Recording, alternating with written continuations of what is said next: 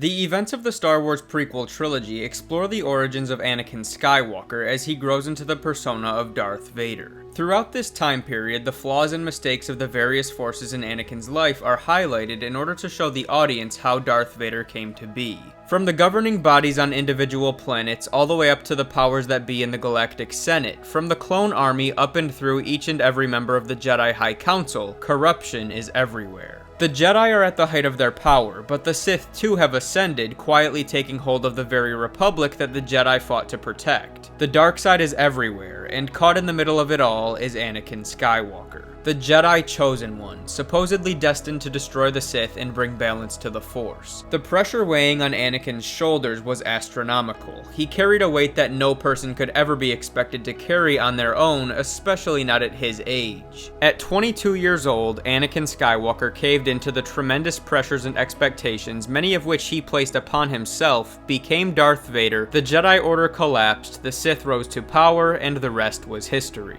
But what often seems to get lost in this story is who was at fault for Anakin's turn to the dark side and the events that followed. Of course, no one is free of blame. The Jedi were not perfect. They made mistakes. Palpatine was deceptive. He plays a massive hand in Anakin's turn. But the reality remains that Anakin was responsible for his own actions, and his turn to the dark side was not anyone else's fault. Obi-Wan Kenobi was not a bad teacher. Yoda was not a bad leader. The Jedi were not wrong. Anakin was, and here's why. The Jedi Order from top to bottom had flaws, of course. They made questionable decisions at times, some of their values and practices often appeared outdated, their very role in the war was perhaps misguided or misplaced from a certain point of view, and particularly when it came to Anakin Skywalker, who was a highly conflicted, quick-triggered individual, they were not always the most comforting, supportive group to be a part of. However, to ask or expect the Jedi Council to make exceptions or to work with Anakin in ways that they would not do for anyone else is unfair and unreasonable, especially when Anakin was keeping just as many, if not more, secrets from them as they were keeping from him, going behind their backs and breaking some of the most sacred codes of the Jedi Order. Would the Jedi have banned Anakin if they'd found out about his marriage to Padme?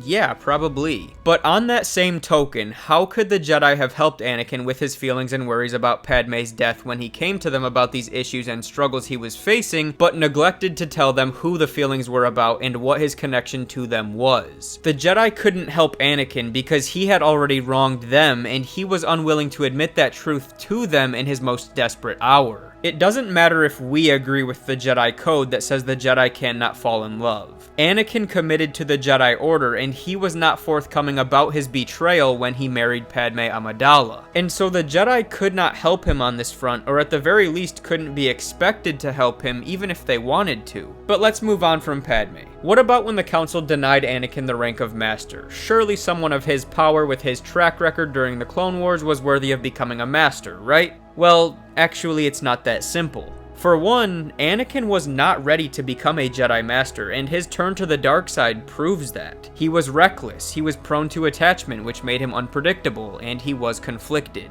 The Jedi Council didn't make Anakin a Master because he was not ready. They believed Anakin was far too close to Chancellor Palpatine, which he clearly most certainly was. They didn't send Anakin to face General Grievous because Obi-Wan was actually the better choice. Obi-Wan didn't confront Anakin about his relationship with Padme because he wanted his apprentice to be happy, and he thought Anakin would figure things out in time, something that Obi-Wan himself went through in his earlier years. Anakin cared deeply about other people, about his friends. He loved Ahsoka, he loved Obi-Wan, he loved Padme, and he was elated about the looming birth of his children. He was a good man, but in the end, his desperate need to please everyone around him, to protect them, and to carry this unbearable weight all on his own was his undoing. He took on responsibilities that no one man could carry on his own, refused to let anybody help him, and was willing to do whatever it took to keep that weight up. In the end, Anakin's overconfidence and his need to prove to everyone that he could pull off this impossible balancing act led him down a very dark path, one that he could not turn back from once he started down it. And the great tragedy in all of this is that Anakin turns to the dark side to save Padme, but in doing so, he not only loses Padme and his children,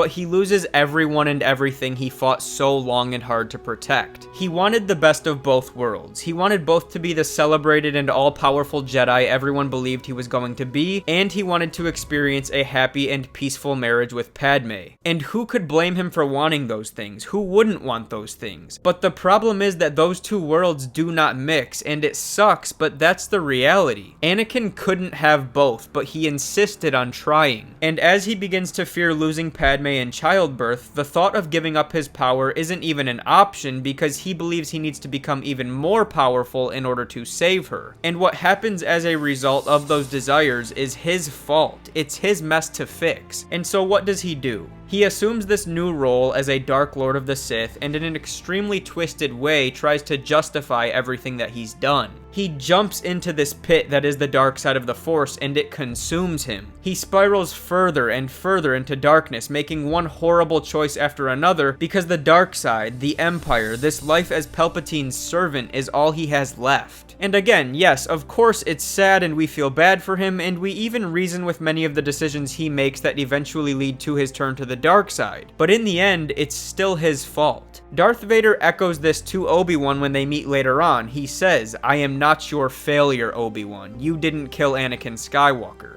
I did." The Jedi Order as a whole did fail Anakin in a way, but that's due in large part to the reality that Anakin was not true to the commitments he made when he became a Jedi. And yes, I understand that he was thrust into this role at 9 years old, and we can't pin that responsibility on a child. But it wasn't 9-year-old Anakin who was making these mistakes. It was a grown-up Anakin who went and slaughtered the Sand People, and then decided to share all his emotions with Palpatine, but not his own Jedi Master who loved him with everything he had. It was a grown-up Anakin who married Padme in secret and kept that from everyone he knew and everyone who could have helped him for years. Anakin could have walked away from the Jedi Order at any time, but he didn't, once again, because he was determined to make everything work. He couldn't let his friends and Obi-Wan and Ahsoka and the clones down. He couldn't walk away from that life that he loved so much, and he couldn't have possibly seen the catastrophe that eventually ensued coming. And it's sad, it's heart-wrenching, of course. The story of Anakin Skywalker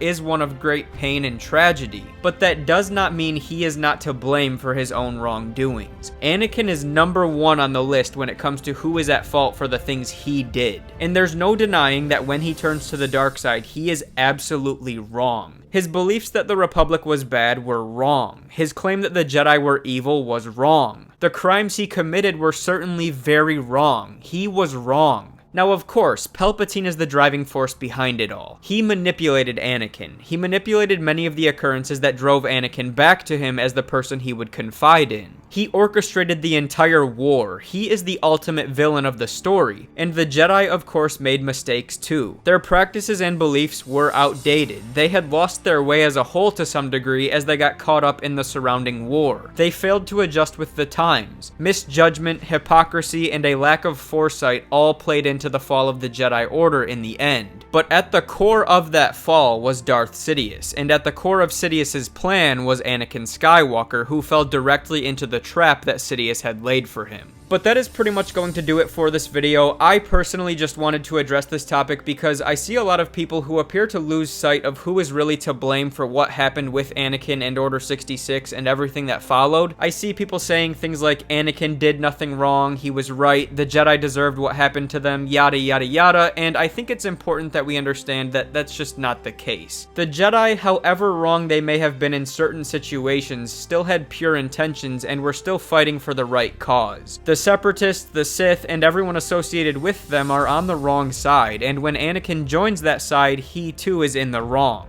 But like I said, that's that. I'm going to end this video here, so thank you all so very much for watching. If you enjoyed this video, please remember to drop a like to support the channel, subscribe to the channel for future Star Wars content, have a wonderful day wherever you may be, and until next time, remember, the Force will be with you, always.